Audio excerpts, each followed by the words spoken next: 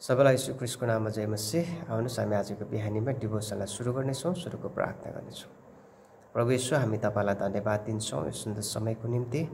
आजको बिहानीमा फेरि पनि तपाईँको प्रेमलाई महसुस गर्नलाई, तपाईँको अनुग्रह र दयालाई थाहा गर्नलाई मौका दिनुभएको लागि धन्यवाद। त्यो बिहानीमा वचनद्वारा हामीलाई उत्साहित दिनुहोस् येशू प्रभुको नाममा, आमेन।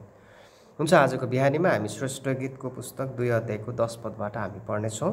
यसो लेखेको छ, मेरा प्रेमी बोल्नुभयो र मलाई भन्नुभयो, उठ हे मेरै प्यारी, मेरो सुन्दरी र मसित आऊ। अनि श्रेष्ठ गीतको पुस्तक चाहिँ सलोमनले लेखेका हुन् र उनले आफ्नो पत्नी सुलेमाइटलाई अनि प्रेमका शब्दहरू प्रकट गरेको कुरा हामी पाउँछौँ। र अर्को कुरा हामी यस खण्डमा हामी बाइबलमा श्रेष्ठ गीतभरि हामी के पाउँछौँ भने येशू ख्रीष्ट हाम्रो प्रेमी हुनुहुन्छ र हामी चाहिँ उहाँको प्रेमिका हौँ। मण्डली चाहिँ चर्च विश्वासी चाहिँ ख्रीष्ट येशूको दुलै हो र ख्रीष्टले हामीलाई कसरी प्रेम गर्नुहुन्छ भन्ने कुरालाई हामी यहाँ पाउँदछौँ। र विशेष गरेर अहिले यो खण्डमा हामीले के पढ्यौँ भन्दा, मेरो प्रेमी बोल्नुभयो र मलाई भन्नुभयो, उठ मेरो प्यारी, मेरो सुन्दरी र मसित आऊ। हैन, मेरो प्रेमी बोल्नुभयो भने प्रेमले जहिले पनि येशू ख्रीष्टलाई जनाउँदछ। जहिले पनि हामी प्रभु येशू ख्रीष्टको अगापे प्रेमको कुरा गर्छौँ, जहिले पनि हामी बाइबलमा प्रेमको कुरा पाउँछौँ भने त्यहाँ हामी प्रभु येशू ख्रीष्टलाई हामी पाउँदछौँ। त्यसकारण मेरो प्रेमी बोल्नुभयो, प्रभु येशू ख्रीष्टले यहाँ बोल्नुभएको छ है, र उहाँले भन्नुभएको छ उठ, होइन। अनि हामीलाई बोलाउनु भएको छ। अनि त्यहाँ परमेश्वरको आवाज छ, प्रभु येशू ख्रीष्ट बोल्नुभएको छ, त्यहाँ परमेश्वरको आवाज छ र परमेश्वरको आवाजले हामीलाई के भन्नुभएको छ, उठ।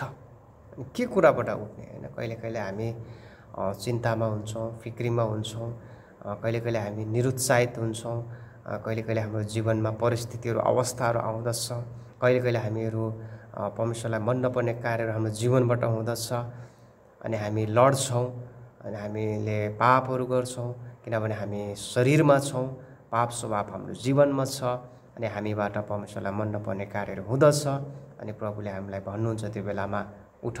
अनि परमेश्वरको आवाज हामीमा आउँदछ अनि भन्नुहुन्छ, मेरो छोरा, मेरो छोरी, उठ, सबै चिन्ता फिक्रीबाट उठ, होइन, निरुत्साहपनबाट उठ, अनि म तिमीलाई लिन आएको छु, होइन। म तिमीलाई उठाउन चाहन्छु, म तिमीलाई निर्माण गर्न चाहन्छु, होइन। अनि परमेश्वरको प्रेमले हामीलाई आज यही भन्दछ है।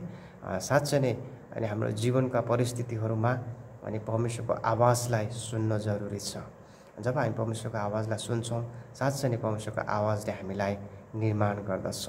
अनि यो व्यक्तिगत र अनन्तको आवाज जो हामीमा सधैँभरि परमेश्वर हामीलाई निर्माण गर्नको निम्ति आउनुहुन्छ र उहाँले भन्नुहुन्छ उठ र मसित आऊ, है। प्रभुले हामीलाई उहाँसँगै बोलाउन चाहनुहुन्छ।